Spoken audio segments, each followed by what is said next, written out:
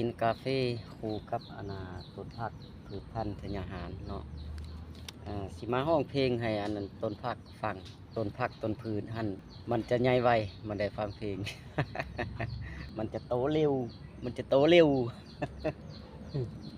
เอามาเริ่มกันเลย เอาเริ่มเลยเนาะ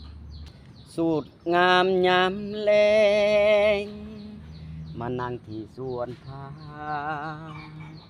ผักกาดผักหอมผักบัวผักแป้นหอมสีมีฮอดผักตุ่มแตงผักอันเลอก็มีหลายอย่างผักหอมผักหอมผักกาดส้มกำลังจะปิ่งบานเอาซ้ำนี่ก่อนเนาะพอหอมปากหอมคอเอามื้อหน้าสิมาห้องให้จบ มื้อหน้าสิมาห้องให้จบเพลงเลยเนาะเพราะว่าเดี๋ยวมันก็สิมืดก็สิได้ลงเอาฝุ่นขอไก่อยู่ทางหลังนี่เลยฝุ่นขอไก่อยู่ทางหลังไปเอาฝุ่นขอไก่หั่นมาใส่เบียร์พักก่อนบ่ซั่นมันสิมืดก่อนสิได้ตายไฟเดี๋ยวนี้ก็สิได้ตายไฟเลยเด้มันก็ตัวยุ่งแน่ทั้งหดน้ำหดในหลายๆอย่างนั่นแหละให้มันแล้วก่อนประมาณ8 โมงเนาะ